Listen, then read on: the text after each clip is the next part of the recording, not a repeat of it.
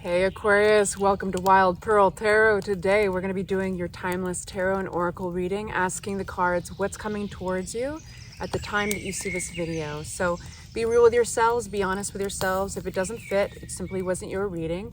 Not every reading fits every single person, but my whole goal is to make you feel empowered.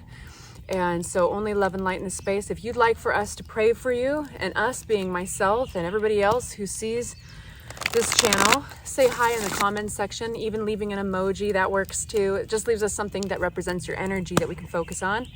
And let's get into it. So we're going to start with an oracle deck that also comes with these hand gestures. And the hand gestures are basically an extension of physical prayer. And when we're done with oracle, we'll go on to the tarot. I've never gotten this one before. We have trust.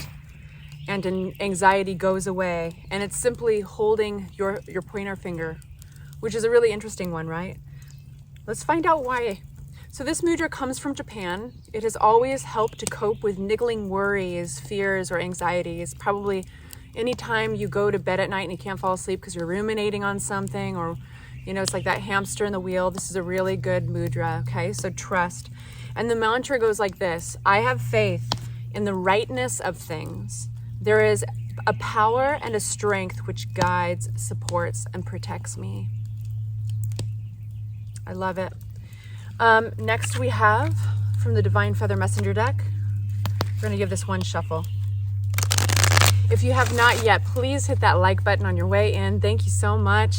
Spreading that good energy. It's so appreciated, and it really supports the channel.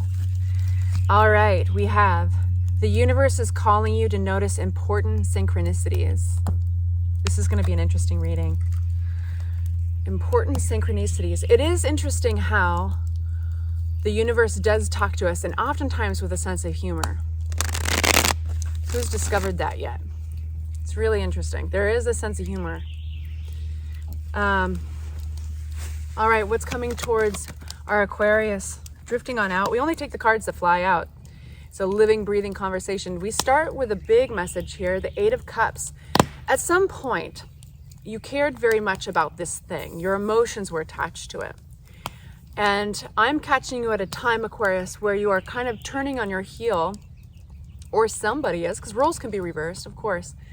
And they are headed in the opposite direction. Basically, they'd rather go take it on faith and go into these mysterious mountains to discover if there's a better fate for them, there's a better destiny that lies out there for them, than stay here tending to these cups any longer.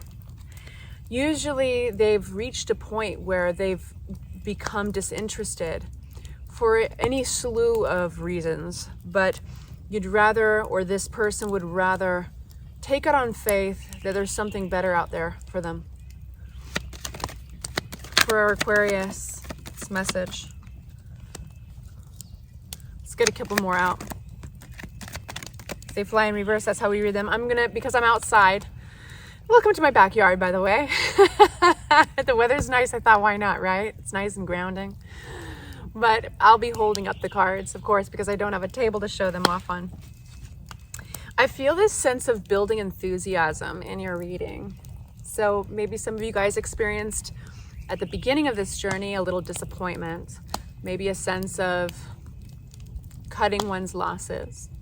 But either way, I think it was just very obvious that you were growing tired, that things were becoming strained. And at this point, this is where, like, there's a little bit of ash there. This is where you kind of ask yourself, is it worth it? So then what happens is we have the World card. The World card comes out. The World card talks about major expansion. And Aquarius, you are pretty good at jumping on that wheel when it comes your way. So this is you. I wouldn't be surprised if you're very influenced. You're paying attention to information that's drifting up across your path. Like let's say that there's like all of a sudden an advertisement for your skill set.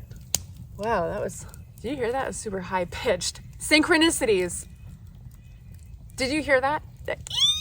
that was coming from the wood, right when I was saying, imagine if, we were talking about synchronicities, imagine if like you just see this advertisement for like somebody needs your skill set for like volunteer work somewhere, or a job somewhere, traveling abroad, or an opportunity to join something. And this is kind of that energy popping up. And that's what I mean by the building enthusiasm, Aquarius. And I feel like the fire has enthusiasm for it too. So pay attention. Pay attention to the information drifting across your feed, and use your intuition too. Be aware of scammers. But this is like literally keeping your ears to the ground and being open to those synchronicities, because whatever they are going to encourage you to expand, broaden your view in your life. And they are literally what's calling you into the hills over here. I feel that a lot of Aquarians I'm talking to have recently, in the last months or years even, have experienced an uncharacteristically stagnant time in their lives. And for those of you who identify with that, that is almost like a cabin fever, but inside your life. For those of you who identify with that, my heart goes out to you, and you're totally fine, and it's not wasted. It's not wasted time, even though some days it's easy to like wonder if you're going to have regrets and stuff. No, that's tarot and the runes and horoscopes. It's just all about these cycles. It's all about cycles. And sometimes during what feels like a stagnant cycle, Aquarius, it's a gestation period. It's like the coffee pot percolating. We just forget. We forget that there's other forces at work, right? So much in life is timing. So pay attention to the timing. Comes back to that synchronicities, right? The universe is calling you to notice important synchronicities. Here we have the Six of Cups. That's a really positive energy. What about the Six of Cups?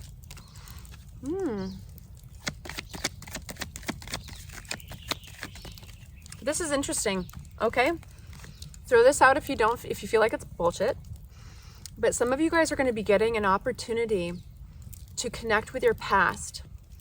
And it's specifically attached to something that didn't heal. So maybe it's an old friend that comes out of the blue and says, hey, do you want to do this with me? But you're like, man, if we do this together, we're going to have to work some stuff out, you know? But regardless, there's some really good energy attached to it. There's some playful energy.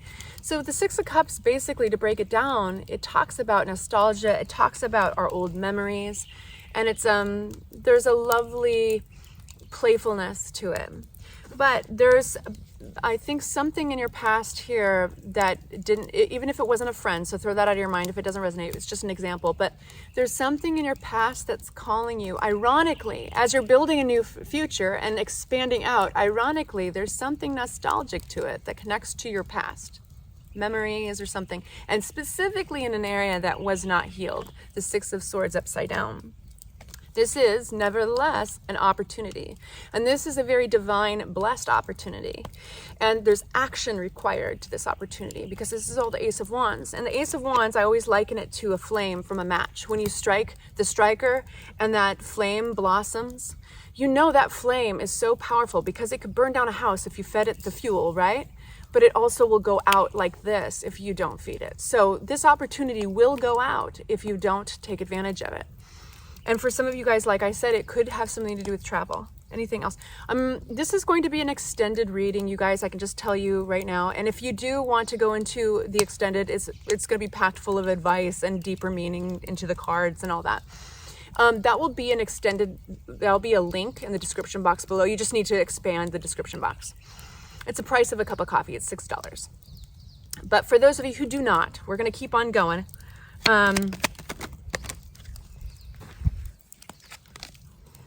Oh my gosh. What is this? One sec, bear with me. Ten of Swords is always so dramatic when you get it, but you got it upside down. Something's unfinished with your past, Aquarius. But funny enough, I don't think, for a lot of you guys, I don't think it's this thing that you were leaving. These cups, this thing that you cared very much about. It's almost like this thing that you cared very much about that you're leaving, that's done. that's done, whether it's a chapter or a relationship or an old job or whatever, a place that you lived, whatever. But it's the catalyst to something that hasn't healed that I think came before it. But meanwhile, you're on a whole new adventure. So do you see that dichotomy, that kind of interesting contradiction? This is Seven of Cups.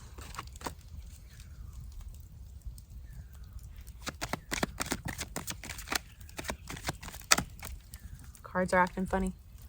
Okay, I said the cards are acting funny, and I don't know how I hooked onto my finger. Synchronicities, boo. Synchronicities. And what is it? It's the soulmate card. This doesn't have to be romantic. It could be a divine partnership, but I think I'm going to just listen to it. I would be a fool right now in your reading to not listen to this. There is some deception, something that might have felt like it was attached to illusion, delusion, or a sense of the wool being pulled over one's eyes. And this Ten of Swords is so dramatic, but it's almost like an ending that didn't quite get closure. It's an ending that I feel like it could have been you, it could have been you, it could have been them. But this is something that, let's say it was you. Whoever this was, they might have turned on their heel and they might have left this like a repeat. This was a repeat, right? Like they might have left this as well. But this never quite healed. It never felt like closure. With the King of Swords, that's kind of somebody who's very much in truth. They strip away all the emotion in a situation. And I don't know why you're getting him. So I'm gonna ask the cards that right now. One sec. The King of Swords. And let's look at synchronicities.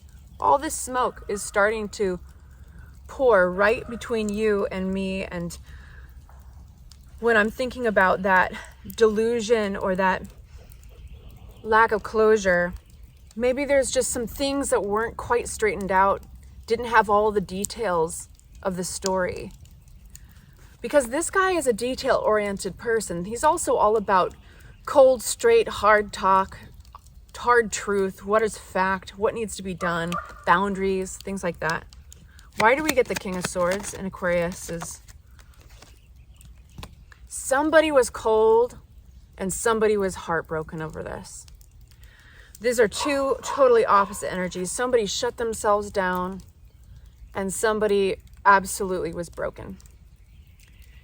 The Queen of Cups could be a water sign. Doesn't have to be. It could even be you, right? Because roles can be reversed. But this King of Swords left off with this Queen of Cups, and genders don't matter. This person and their emotions, this person emotionally upset, they left them like that. No judgments here, boo. I don't know who left who, but that's just what it is. So then what card do we get out? This is a second chance to have a different kind of ending. You don't have to have a beginning, but you have the Magician card here. And the Magician card is all about manifesting, creating something that you want. So in this case, it could be creating the closure that you want. Listen to that raven. This is what I want to do. I wish I could just have my computer right now. What is the meaning of a raven when it comes across your path, as a totem? I would love to know, because right when we started talking about that big old raven started cawing, right when I started talking about the dynamic between this person who shut themselves down emotionally and this person who was broken, that raven started cawing. This is kind of wild, right? Like being outside brings in a very different element. I feel like nature is helping me give you a reading. It's all about synchronicities. We got to pay attention. All right, my loves, I'm going to go on to the extended, but just to the overview of this reading. It looks like it's a time for leaving something else so that you can expand. But ironically, you are visiting your past in a sense, and you are getting an opportunity to be the weaver of your own tapestry and remake an ending, revisit, and maybe reconclude it. We'll see, but it feels like it's on its road to healing, and that's why we have that Six of Swords. Love you all. Say hi in the comments if you'd like for me to pray for you and others to join in as well. The extension will be down below. Bye-bye.